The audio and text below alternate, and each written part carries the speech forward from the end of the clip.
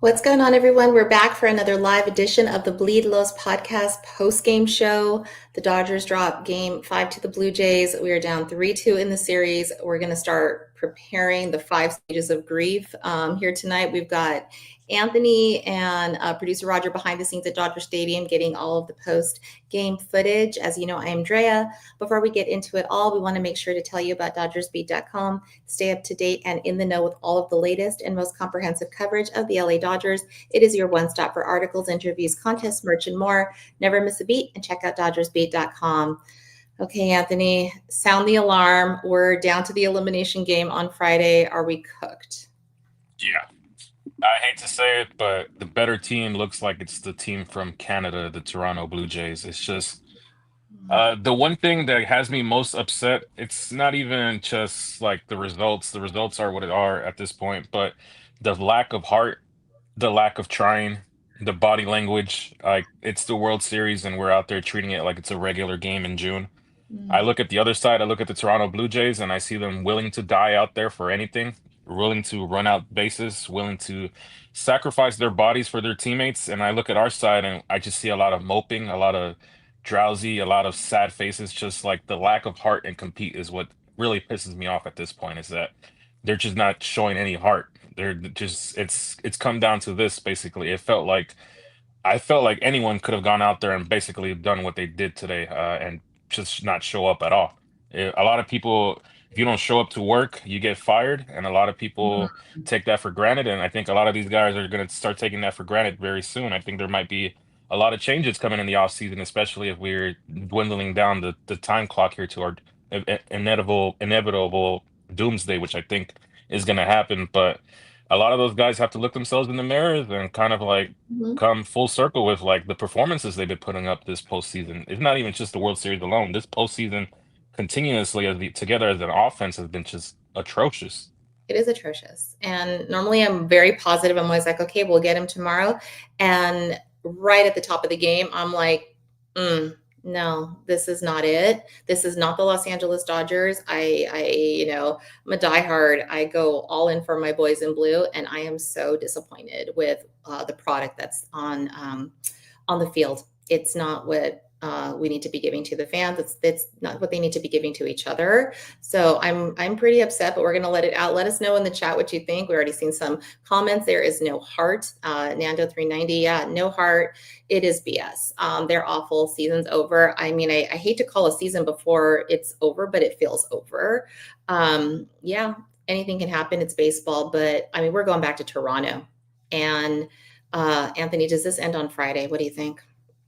See, I think it does end on Friday, and it's not even going to be the fault of the starting pitching. Like the starting pitching has done enough throughout this series to kind of warrant themselves like out of any of like the fire that's coming out from Dodger fans' mouth at this point. Like Yoshi can go out there and throw a complete game, but I don't think we'll have more than one or two hits the entirety of the game. It's just been so awful. Like the plate discipline and like decision making, it has me questioning a lot of things. Like maybe we just need more voice or new voices. Like the batting strategy is just awful. There's no way that you're playing for your life here, essentially. Game five, I know it's a game five, so you're not going to get eliminated if you lose, but we know how pivotal it is to win a game five, especially at home in front of your home crowd. And you look completely lost at the plate. Just no approach, no discipline, and nothing has changed from the beginning of the playoffs till now. It feels like it's finally reached its crescendo. You finally met up a team that was not going to let you walk away from the mistakes you made. Teoscar Hernandez had another error out there in the outfield, cost him a run. In the grand scheme of things, doesn't mean anything because your offense didn't do anything. But we were saying it, a good team is going to make you pay for all the mistakes you're doing. And look where you're at now. You're one win or one loss away from essentially throwing away a golden opportunity to solidify yourself as a dynasty at this point. I can't believe it let slip through our fingers like this. And again, I want to preface by saying it's not over yet, but it's hard not to react to what you saw tonight in that game. Do you think that they just took the Blue Jays for granted? Like they really think that they were just going to come in and dominate them? See, I don't know if they thought that coming in. Maybe if they would have played Seattle, they probably would have thought that because there's a lot of swing and miss in that team, a very young team as well, not a lot of veteran leadership, but it's the World Series. You should not be underestimating your opponent. They got here for a reason because they're a very good team. They execute and do the fundamentals very well. I mean, when you reach in any sport, if you reach the Super Bowl, that other team you're facing is a very good team. They're there for a reason specifically. So if the Dodgers came into it kind of like underestimating, that's such a huge like slap in the face to the Blue Jays as a team because they've earned the right to be in this spot. They've earned it throughout the regular season. They also beat you in the regular season. That's the reason why you don't have home field advantage and you have to go back to Toronto for 2 games. So that's why I don't know if it's just like overlooking them, but at this point in the World Series, why would you even overlook your opponent? They're here for a reason. I don't know. I'm trying to find any kind of like, how did they let this happen? I mean, they're, yeah, we were a wild card team. Toronto was not a wild card team, but at the same time, I really feel like this didn't have to get to this. I know 2 nights ago they played the 18 inning game, and I really think that there was some just, fatigue as part of the reason, not the whole reason. And I know that, I don't know if you heard about Shohei had to have I just saw this from John Heyman, the article that he had to have an IV in him after that game. So could it be just like their superstar is kind of, not at his full self, and that just had a pervasive effect on the entire lineup? See, I don't want to blame Shohei's injuries for the lack of the other guys' lineup. At the end of the day, the other guys are not or Shohei's not responsible for the at bat quality those other guys put up. He said it himself as well too. The bare minimum is just kind of make these guys work, and we're not doing the bare minimum at all. We're doing the opposite. We're kind of giving him like only 3 pitches, 4 pitches, and before you realize it, you're like, there's already 2 outs in the inning. You're like, damn, like we just got up to bat, like what the hell just happened? Like, how are we have 2 outs already? So I think it's just, for lack of a better way to put it, they just keep shooting themselves in the foot, and it's just gonna go worse and worse. And I really don't see them coming out of it unless like something sporadically happens on the day off here, and like they have like a coming to Jesus moment right now in the dugout, or not the dugout, the clubhouse, and we're just not aware to it. But if they don't change anything, they're staring down a very, very long off season because you have more questions than answers at this point. And then you have to get on the plane all the way to Toronto. The vibes are going to be low. I mean, I don't know. So maybe because someone could bring some sage and sage them while you're on the plane. I don't know what you're going to do. If it's trying to stay. There's a definite positive comment in the chat by Olga Camargo. Thank you for joining us. If they do force, they think that we stay positive. They may force a game 7. Anthony, if we do somehow get to game 7, do you think that maybe there's still a chance? But the most Dodger thing of all would be to like win game 6 and then find a way to blow it in game 7. I'm sorry for being so negative, but like the past 2 games have just been awful. There's been nothing positive to talk about, like not even like offensively, like oh like they strung it together. Like no, it's just been awful throughout. Even game 3 when we won, it was awful as well too. That was an awful watch looking back at it. Oh man. Um, I just feel like we just ran into a better team. That's the only way to put it. The Blue Jays are a better team than us. They do everything right offensively. Their pitching staff. I mean, Trey is savage. Like I want to give my hats off to him. He went out there as a rookie on the biggest stage possible in a Game 5 elimination game and kind of asserted himself like he's going to be one of those young faces in the league. He kind of did what a lot of people thought Paul Skeens would do. I know he's playing for in purgatory and Pittsburgh, but he kind of went out there, didn't let the moment get to him, and he dominated. So Trey Savage, like hats off to him, completely dominated. But again, this goes back to Shohei's comment, the bare minimum. Why don't we like make them work? Like let's see a couple pitches here and there and stuff like that. And before you knew it, guys were just swinging and missing, swinging and missing, swinging and missing, swinging and missing. I felt like that was the whole theme. Like every time we'd go up, okay, here's Mookie, swinging a miss. Here's Freddie, swinging a miss. Here's Muncy, swing and a miss. Here's Alex Call, swing and a miss. That just was the theme of today's game, swing and a miss. Well, you brought up Alex Call. There obviously was the lineup change earlier today, and we were thinking maybe we're trying to kind of inject something new, and so we kind of were expecting it because Roberts was hinting at it last night at the presser, and getting Andy Pajes out of the lineup, putting Call in, kind of making a little bit of switch rounds. Did it even matter? No. Nah, no. It's just like so lack of firepower on our bench that it's just like the options we have there. It's kind of like, Mhm. man, I really don't want to throw these guys into the fire because they're just coming in cold. They haven't played games in like a month essentially. I know the argument can be made like, oh, you want to see Kim in there at second base and maybe move like Edmund to the outfield, but Edmund has been awful throughout the whole playoffs as well too. That's another guy. I think it's just you're trying to fix a problem that I don't think has a solution because there's so Mm, many guys that are struggling throughout the whole lineup.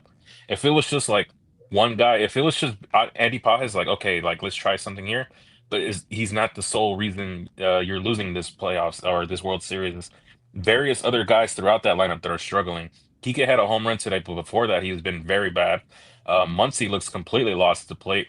Mookie the same way, Tommy Edman the same way. So you're trying to fix like one issue, but there's so many other issues that you're trying to masquerade that I don't think the solution is going to be anywhere on that bench. You just have to hope your guys figure it out. And to this point, none of them have figured it out. no, and they haven't figured it out. I mean, every single person in the lineup struck out. You even had multiple strikeouts from Smith, Betts, Freeman, Kike. Although, yay, he got the home run. I almost thought that maybe that'll kind of spark a rally and like they'll go on one of those tears where they just keep on scoring, but that did not happen. Did they lose the series in their mind already? Because you saw their faces; they just look like over in their minds. They look very, very defeated. I don't know if they even feel like they have confidence to even attempt to try to steal game six, but I don't know if it's just they know that they're overmatched and they just don't have a solution to what the Blue Jays present to them. Just a team that's always gonna attack, attack, attack, attack, and they've just kind of been caught off guard. I don't know if it's just the competition they played along the way wasn't like pushing them.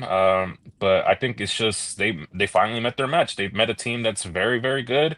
And it's gonna punish you for all the mistakes you've made. And like we said it, this is the team that we saw throughout the regular season. For 3 months, we came on here and we talked about like this team is awful, this team is awful.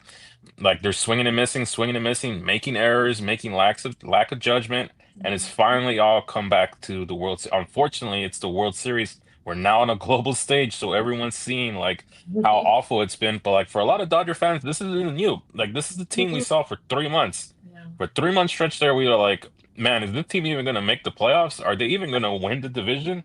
Stuff like that. If the Padres didn't like weren't as awful as they were in the regular season, they Oh, might have won the division, and we might be looking like at the Dodgers like barely, barely sneaking into the wild card. But yeah, this is just it's not surprising. It's more disappointing because this is the team that I watched like throughout the summer for like 3, 4 months. It's the same exact team. The only difference is like Michael Conforto is not up there batting and Kirby Yates is not in the game. Tanner Scott's not in the game. It's just I don't know. It just finally caught up to them, and now you can't escape it. And now you're basically down to 27 outs. That's all you have.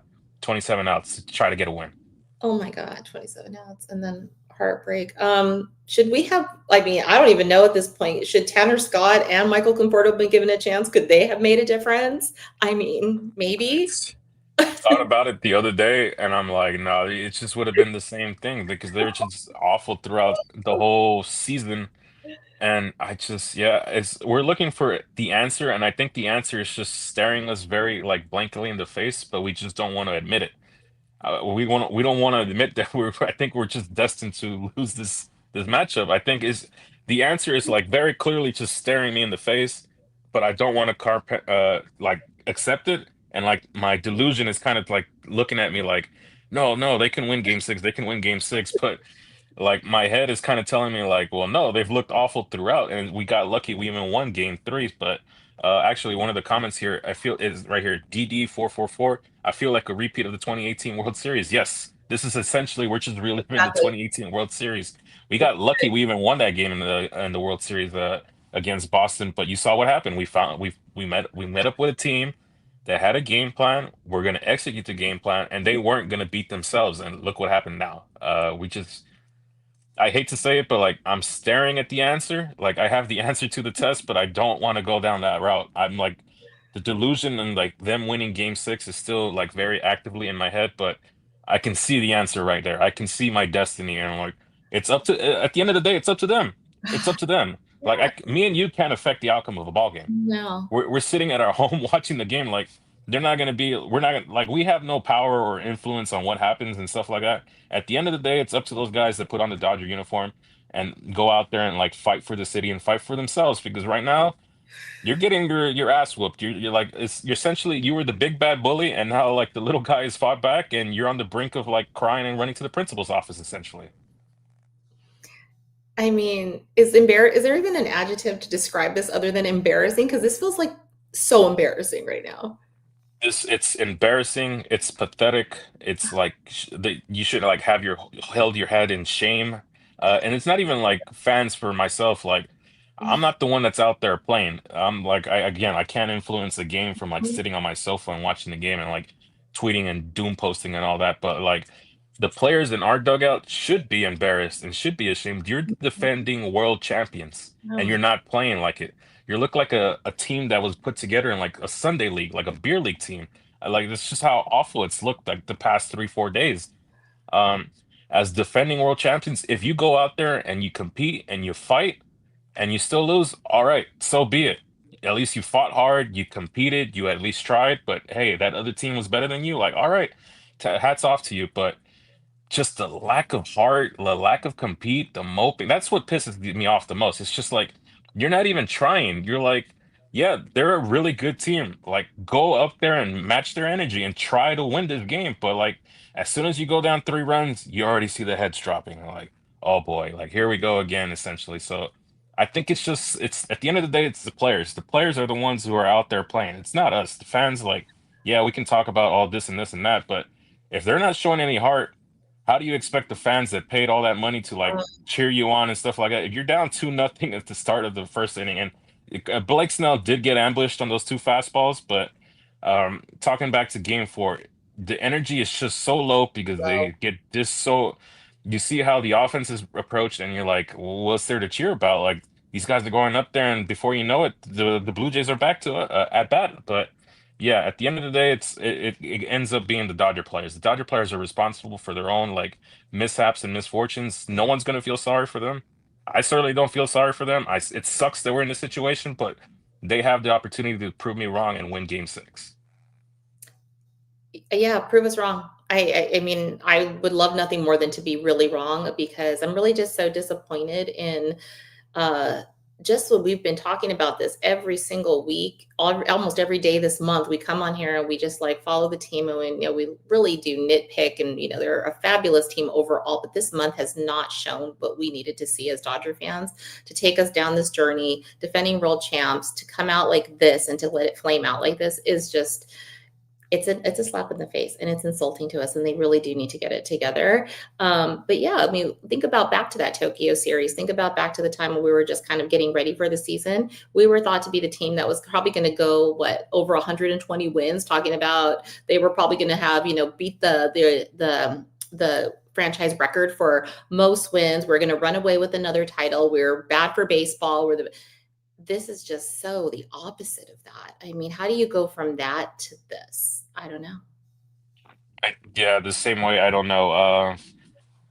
It sucks because yeah, you could have solidified. One of the comments here says, "I feel blessed to have won 6 of their titles in my lifetime," and me too. I've seen 2 of them, so it's kind of hard for me to kind of like nitpick right now. And like, I know I'd be upset if we don't end up finishing this job, but there's a lot of teams who are suffering and like going through a lot worse. It sucks that you reach the final stage and you stumble upon yourself here, but.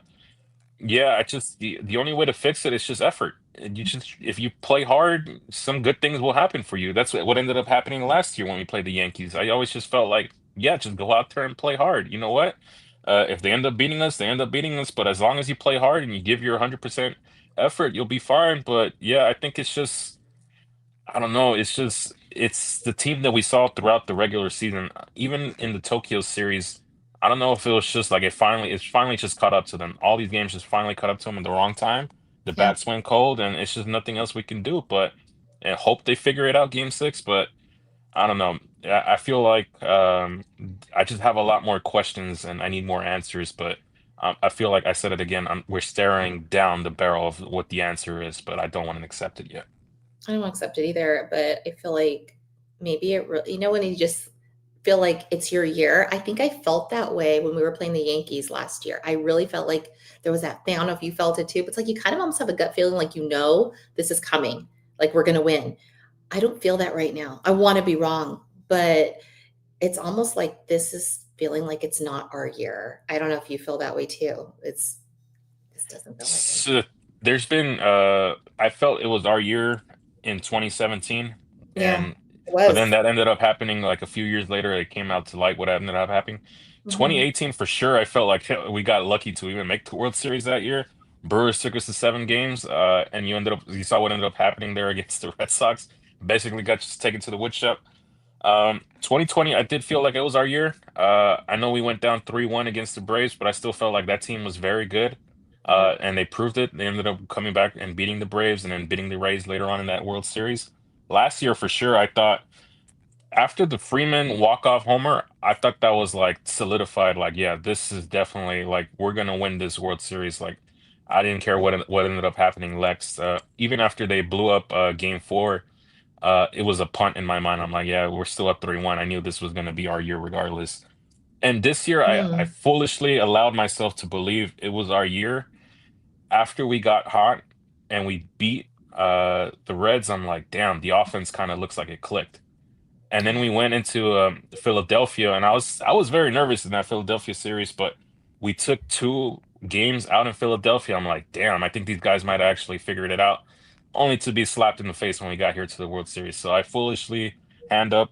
I thought this was going to be the year, even though I kind of jump shipped in September after that start Yamamoto had in Baltimore. I think that finally like broke me. That was the game that where it mentally just broke me, like where I was like, no, this team sucks. Like we're not gonna win the World Series. But again, I've never seen a no-hitter get lost like that, and then you end up losing the game on a walk-off. So that was the game in the regular season where I can pinpoint, like, yeah, that's the game that where I mentally just was exhausted, and I didn't think I watched a Dodger game for like a few days after. But yeah, I think it's just I think the Blue Jays, I think their fans probably think it is their year.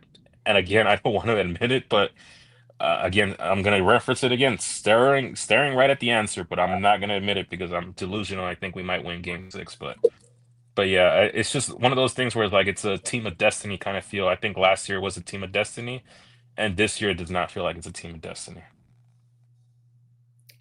I can echo all of that. I mean, when you brought up Yamamoto right now, I literally felt a sting in my heart. Look at the games that he put up this year for us. Look at what he just did to back-to-back, complete games in the playoffs. You don't ever hear about that. He almost had a no-hitter this year. He went the entire season, put it all, and he was going to come out in the marathon game and just keep it going for us and probably, damn near bust his arm. That's the heart I need. That's the heart I need from the lineup. And I can't understand it because we have wished so long as Dodger fans for the rotation that we have right now. We have wanted this type of a pitching staff where they're healthy in October and we have what is considered the most dominant pitching staff you can ever imagine on paper. And yeah, Snell did give us enough. He did. He kept the runs. I know they gave up runs, but they were still low enough that the offense should have been able to overcome that. You can argue the same thing for Shohei. I mean, yeah, it's the playoffs. These teams are good. They're going to hit. They're probably going to score runs. Our offense needed to match that, and they need to come through. My delusion, there's still a piece of me that's like, maybe, just maybe, my cope is that they always wanted it to go to 7 games. It's good for MLB to have 2 competitive teams. And we were accused of just, ruining baseball and we're going to have to go to a lockout. It's all going to be the Dodgers' fault. But maybe this is in the script and we're going to win it in Game 7 and that will end all the talk of bad for baseball. Maybe that's why this is happening and it's all destined for us in the end. Tell me I'm not super crazy. Yeah, and Shohei comes out of the bullpen and throws a scoreless ninth inning. I'm willing to be delusional, but I tend to look at the facts and like again, I feel like I have all the answers to the test, but I just don't want to admit in my heart that we're trending in that direction. But yeah, the delusion still lives on. Like even like but it's hard for me to get delusional because of how miserable we look at the plate. Like, yeah, Yoshi has proven that he can go 8.5 innings or 8 and 2/3 innings of no-hit baseball, but the Dodgers will find a way to lose that game. Yeah. It's just I don't know. I feel like we're just talking to talk now, and like the inevitable is gonna happen on Friday night. If you have young kids, please enjoy your Halloween. It only comes one time a year. This game lands right on Halloween. Like, please enjoy your Halloween. Make sure they go trick or treating around the neighborhood. Like, don't take this Halloween from them. Because what's about to happen on national TV, it's for adults only. It's not for the young of heart. Um, but yeah, again, I think I'm gonna spend that day watching the game because I'm gonna if the Titanic is gonna sink, I with will it. not jump on a lifeboat. I will not wear a life vest. I will be playing my violin and wearing my best as we go down, and I will be handing out candy to the kids here in the neighborhood. I'm hoping for the best. Again, having Yoshi on the mound kind of gives us our best opportunity to win a game, but I just have to see more from the offense. That's where it's going to end up being. It Like the is. reason we end up losing this World Series is going to be solely through the batters 1 through 9. It's not going to be our starting pitchers. Starting pitchers throughout this series did their job. There's not much else you can ask for them. Of course, they're going to get battered up on the third time they see these guys, but I mean, they did their job to this point. It's up to the starting or the batters to just show life. I mean, we'll be Jack and Rose, Anthony. We're just going to go down with the ship. I'm not going to abandon them. They're going to break my heart. They've broken my heart many years of my life. And I always get right back on board, buy my tickets, and I'm sitting there with my Dodger dog cheering them on. Like, that's just what we do. We're fans, regardless of whether they come through with us for us or not. It's going to be okay. Spring will come. We'll have Dodger baseball. I don't know. Let me ask you this though. Does it hurt a little bit less because we won last year? Yeah, definitely. Like I said, I feel like we're staring the answer it's right in our face, but we won it last year, and coming into this season, I knew I was joking around like, oh, we'll go back to back, but in reality, it's hard to get back to this point, and like the sting is a lot less now, knowing that we won it last year, we won it in 2020, and we've played in a few of these World Series. So as long as you give a chance to even make it to this stage, you always have a solid chance at winning it. You're not always going to win it, but as long as you make it here, like let's like, all right, best team ends up winning, like let's go at it. But yeah, it helps the sting a lot more. It'll still hurt. We'll probably get trolled to like oblivion, but at that point, like I said it last year, well, I tweeted it, like if you win the World Series, you're allowed to talk smack until first day of pitchers and catchers reporting, and that's kind of when like you turn the page. Like so, when we won it last year. I was talking smack throughout the whole off season. And then when we showed up for first day of pitchers and catchers, we're like, all right, new season. Like, let's just move on. Like, it's cool and all that, but yeah, this thing, it's still gonna hurt. Like, especially if we go out sad on Halloween, it'll hurt. But I think it'll be easier to move on and kind of just like, oh well, that sucked. It won't be like in 2017 or like 2018 when they lost both World Series, and I still hadn't seen a World Series in my lifetime, and that lasted till like I don't think I was even over it until like maybe 2 months into the season, like 2017 at least, because that's the first World Series where I remember it. I was here. I saw Game 7. I was just like devastated. And Yeah. I don't think that sting ever did go away until like maybe 2, 3 months into the 2018 season. It was like finally moved on. It's just like it's a whole different like pain. 'Cause now I have seen them play in multiple World Series. I know Mhm. we're not going to win every World Series we play in, but Yeah. I've seen them win twice. I've seen them lose twice now. So I think if we do end up losing this year, the sting will still be there, but I think I'll be able to move on after a couple weeks, and like you'll start seeing like the rumors and stuff like that, like, oh, okay, this is what's going to happen. Like these are the rosters and like stuff like that. And then that's when I'll go back into like, okay, like we made it. How do we make it back next year? And like, let's try to win it or go out next year. So this thing will still be there for a bit. It is there, but I do definitely think because my first time seeing like the World Series that I can recall that we won, I was 10 years old. It was 1988. And I was still kind of young, knew the game, but not like anywhere near the way I would know it as an adult.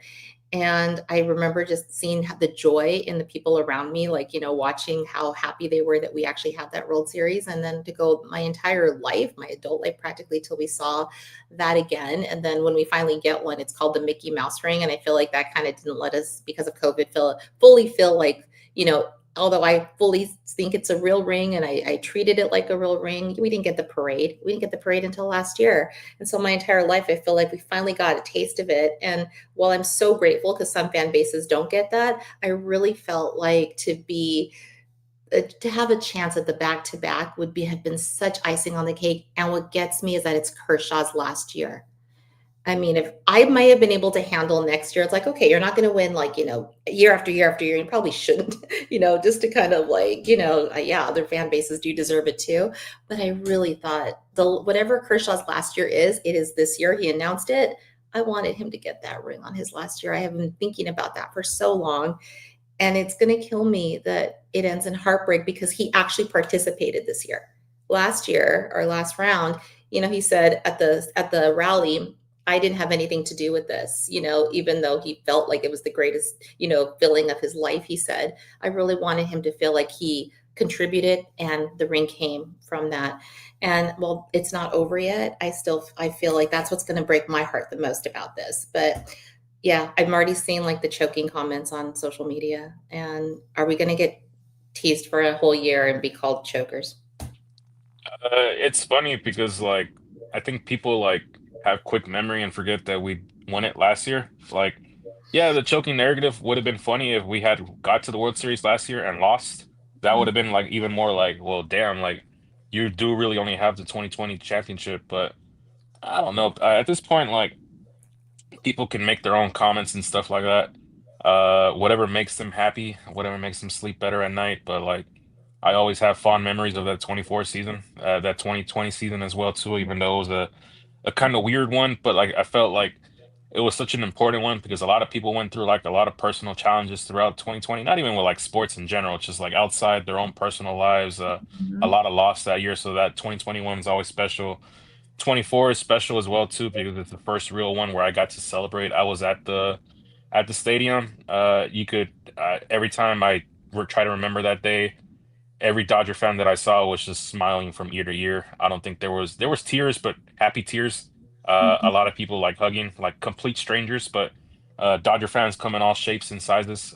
It felt like it was a great like unity moment. I don't remember having an experience like that where we all felt like we were all as one because even in 2020, like you said, we didn't get the chance to be all as one. We were all in like our own little bubbles and we Yeah. celebrated with family and close friends, but that was about it. We didn't get a chance to kind of have the party we had last year, stuff like that, which is cool. But it's always a new day, a new dawn. So hopefully they're able to extend the series, and if they make it to a game seven, look, anything can happen in game seven. We've seen a bunch of game sevens, not only the Dodgers, but like in baseball in general, game sevens are pretty stupid. They get pretty stupid. It puts a lot of pressure on managers to be perfect, a lot of pressure on players to be perfect, but at the end of the day, it's not something we can do because again, we don't impact games from our sofas or if any other fans that watch games as well too from bars or with family and friends. It's those guys in the clubhouse. Those are the guys that can impact and have a say on how this tenure in Dodger lore is going to end this 2025 season. Mm.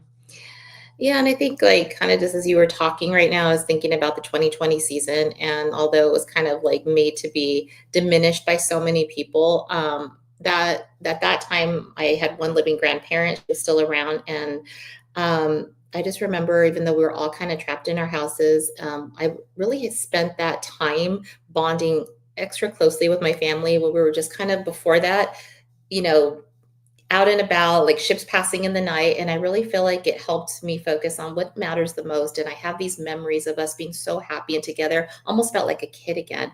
And that was so special. Last year was amazing, but I also feel like for every time that a fan base, wins a World Series, there's always that like that moment where you're like, you remember where you were, you remember like what that feeling felt like when you heard that last out being called. And I'll never forget those moments. And if it's not our year, maybe it's meant to be, a Blue Jays. There's some, fans out there that that's their year and they're going to remember it forever. And that's just how it's meant to be. But I really did feel like we could almost taste it. And while it's not over, I just feel like I really wanted it. I really wanted it this year. And I think the biggest reason I wanted it was what we've been talking about all year was Kershaw.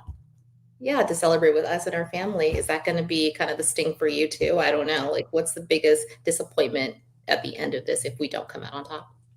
It's definitely some ending Kershaw's career on a sour note would suck. But the last pitch that he's thrown was actually a pretty important one, so he can hang his head high on that. He Mhm, contributed in a positive way. I think the sting kind of lies more in like you had a chance to solidify yourself. You still do as a dynasty, one of those like you had a chance to like it would be the Yankees and then it would be you. Because now you've proven that you've won 3 championships in the 5 window period. Look, at the end of the day, if it doesn't happen this year, it sucks, but this team is still very good. There's a lot of prospects that we have down there, and I have all the trust in Andrew Friedman and the front office to kind of get us back here again, even if it's not next year, but we're still in the Otani window, which is insane that it's only year two. If you want to like put it in perspective, this is year two. I think we kind of like accelerated that window because we did win it last year. So now you had an opportunity to put another one in the bag kind of here. And now you have two. So in the 10 years that you had them, you've already have 2 world championships in the first two. And now you have 8 years to go. So, I mean, again, it's going to end up being on the players. The players have the way to impact this.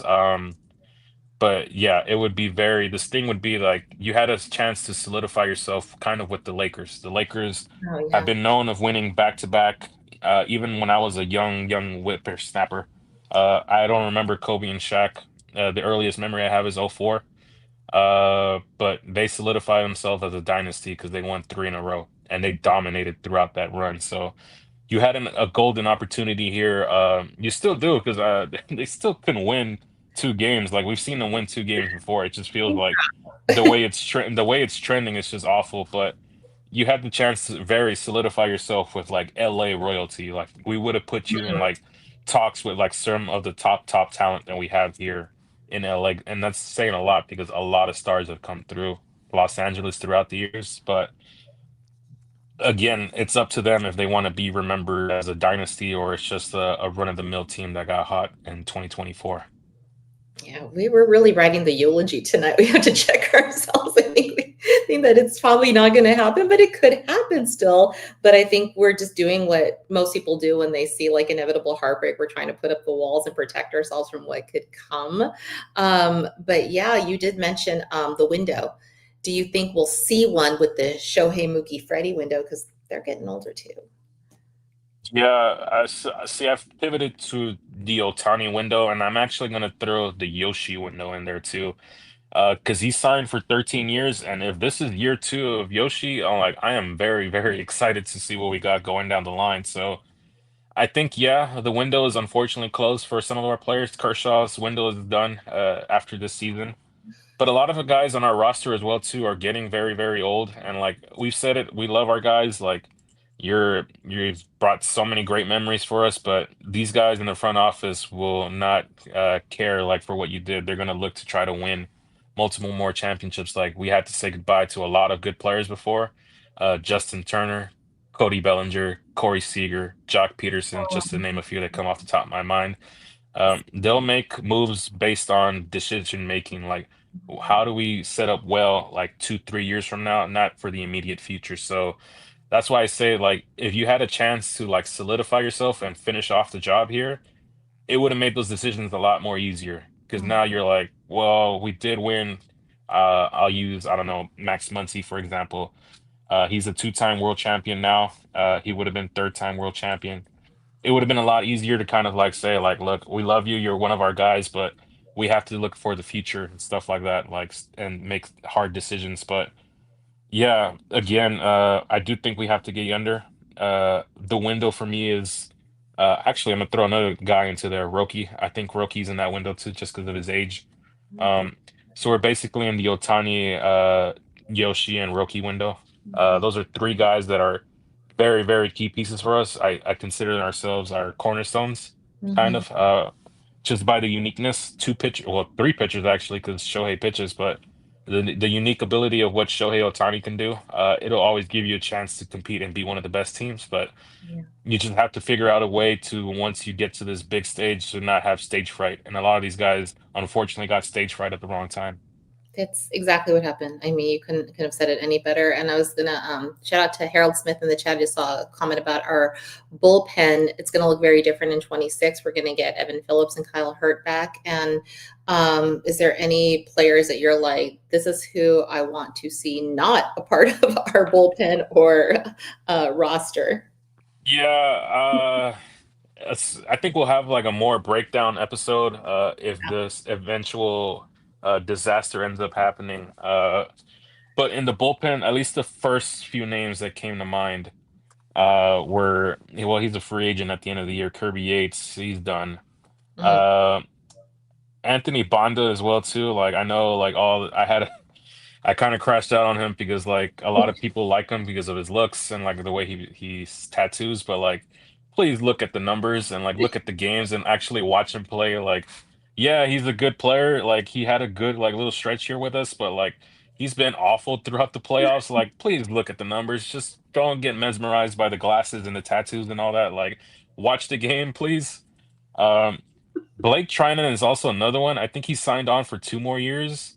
I think that's a decision where I think he might just have to, if he doesn't have it early on in next year, he might be a DFA candidate unless they find someone to trade for him. But who's going to trade for an aging reliever at this point unless it's a playoff team? And why would you trade him to a playoff team if he finds it?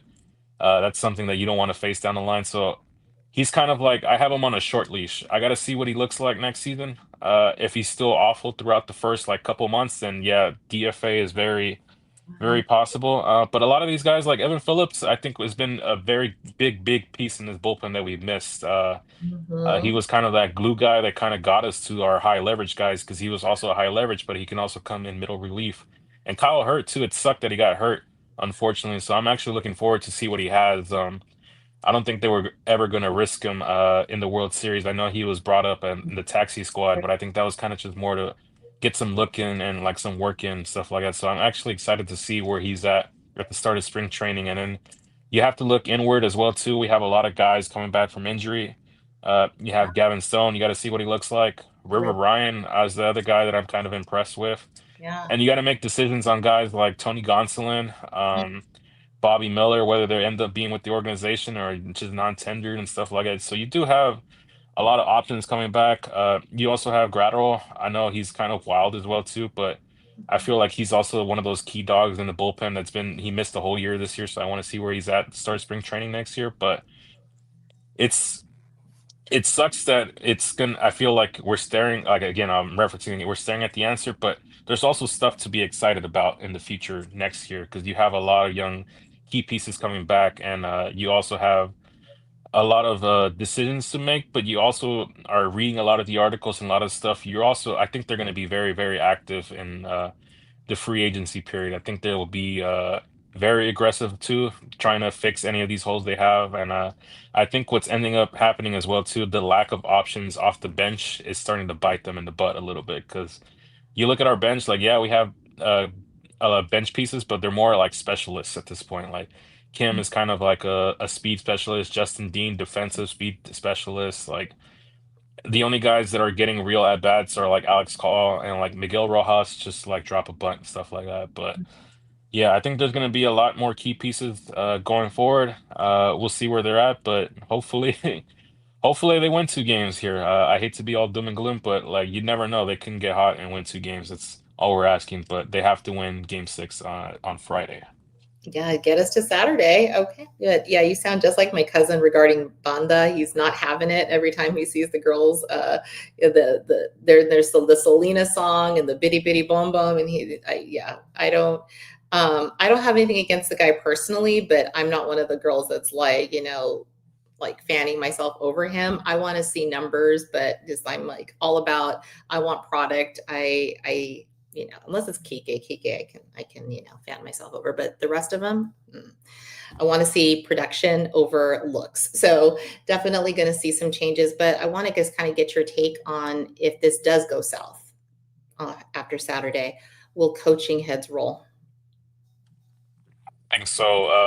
I think you have to make a change in your hitting coach. I think you've seen many examples throughout many postseasons that when the offense gets cold, it gets really cold. It's like it goes throughout the whole like lineup and like the guys on the bench as well too.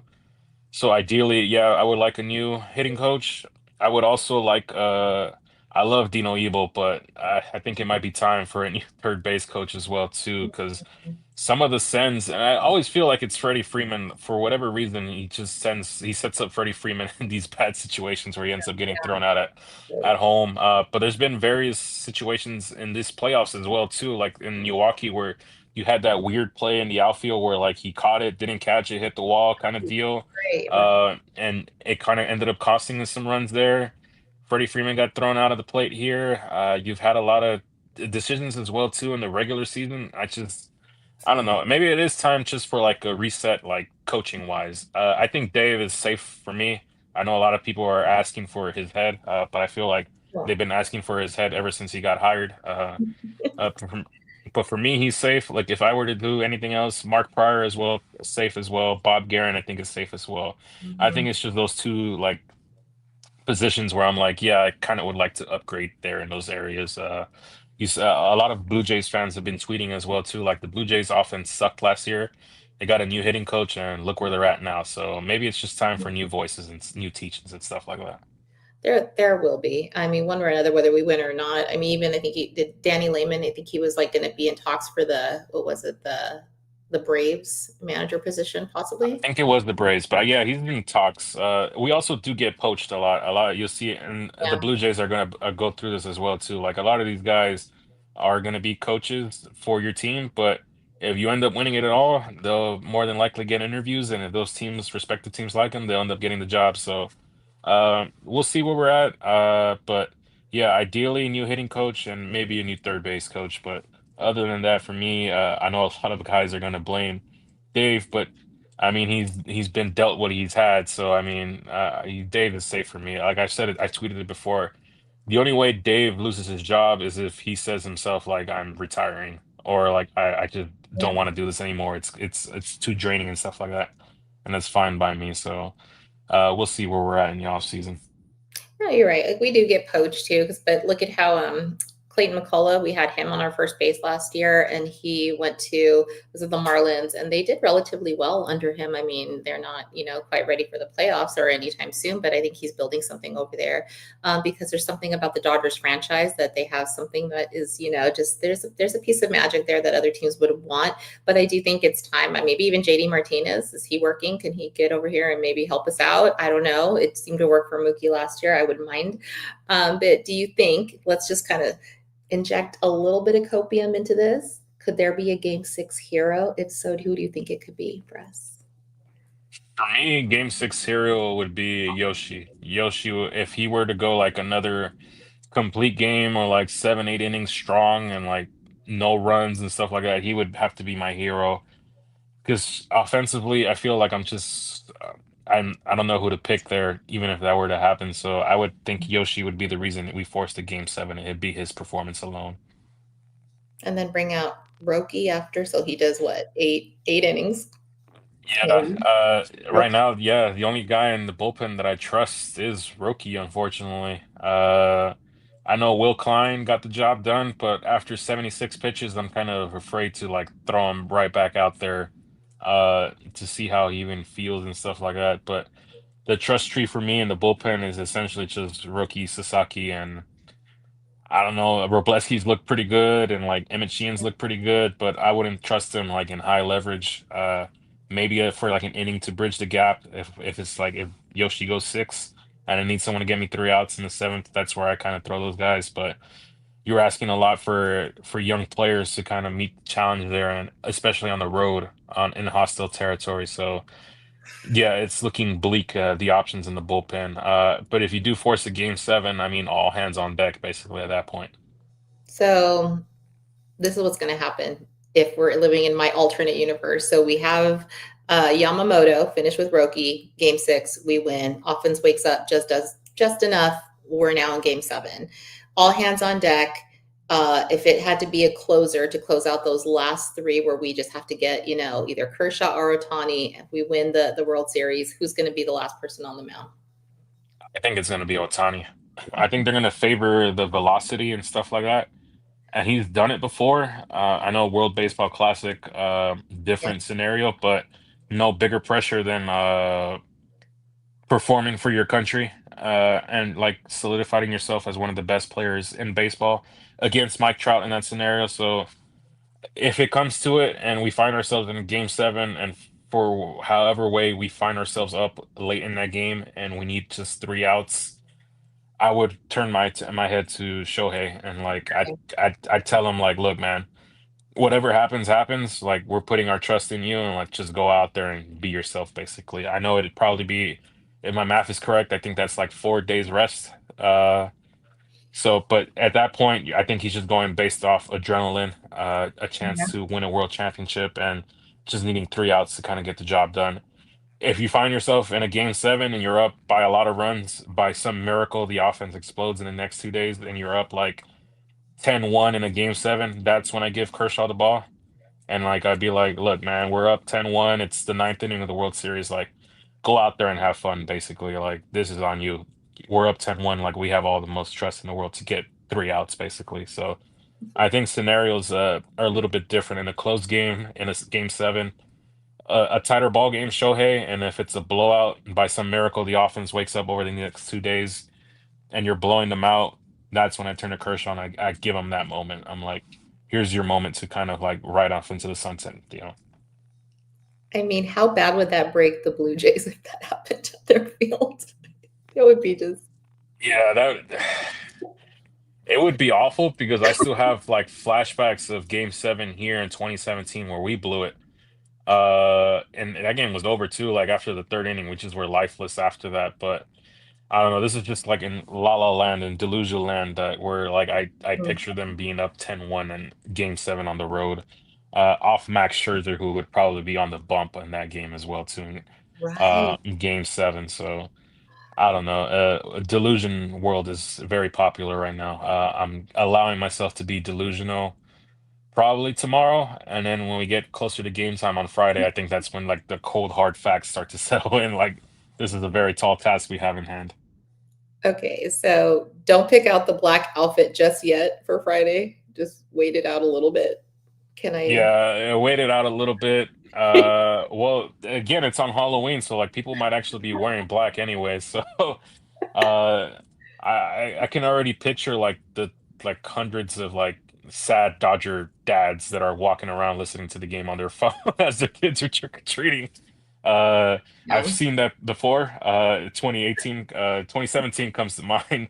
But I can already picture it. Like they do not want to be trick or treating, and here they And are listening to games six of the World Series, and it's yeah, going wrong. But I think the best cure for like possible depression is if you just joke about it and you laugh about it and like don't take it too serious. Like don't let this like have power over you. Like just kind of move on and like hear that. flush it from here. Like, yeah, it'll suck if it does happen, but like the best way is kind of just joke about it and like keep it moving. If you don't feed into the trolls and the negative energy, like they're just gonna be talking to the air basically.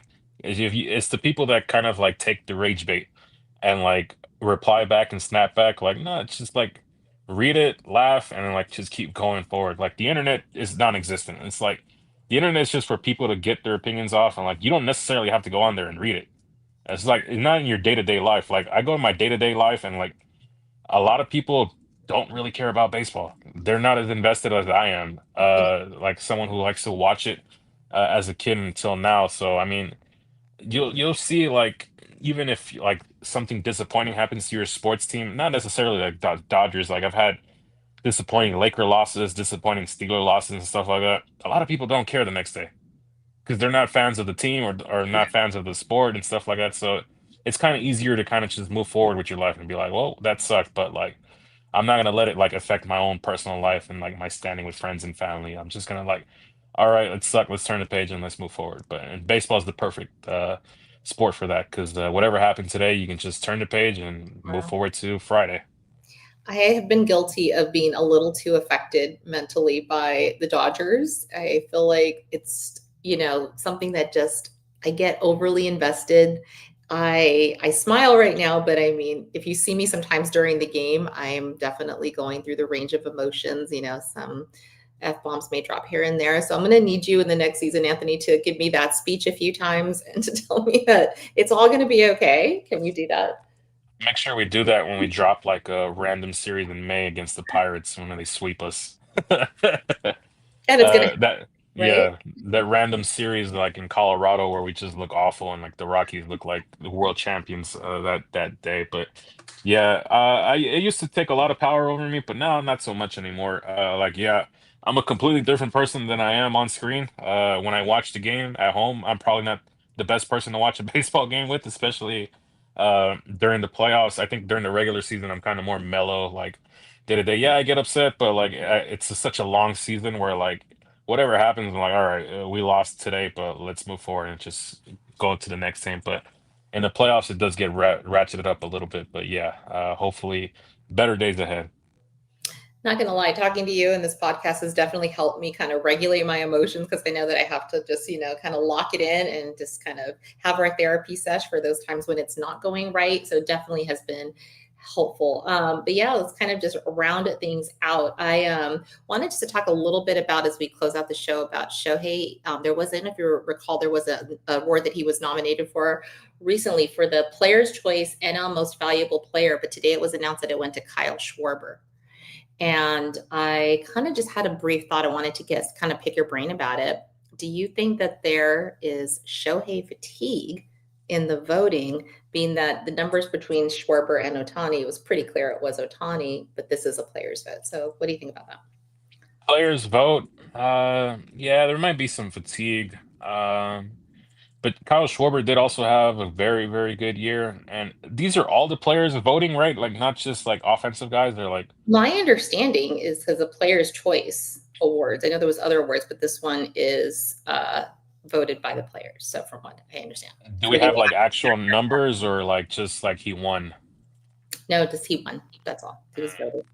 It I, could be one of those things where like I'm just gonna make up a number here. Like Schwarber, I know it's not 60 people, but like Schwarber had 60 votes and Otani had like 59. So mm, I'm not really making it a big deal. I think the media likes to make it a big deal, players and all that. But I think at the end of the day, Otani, if he does end up winning the MVP, I think he'd be more disappointed that he doesn't end up with the World Series MVP. Like a lot of these players have all the individual awards. I mean, you saw what he did with the NLCS MVP. He put it as a team effort trophy. So I think he's more done with like individual awards, and I think he just wants more team accolades at this point. So I think he'd be more disappointed if he's sitting in a. I know they have those. I don't know. I don't even know if it's an award show anymore, or if it's like a Zoom call or stuff like that. But like, if he's sitting at home via Zoom and like they announce him to be that's true. league MVP, and they bring the first question is like, Shohei, like I know you just won World Series, or not World Series,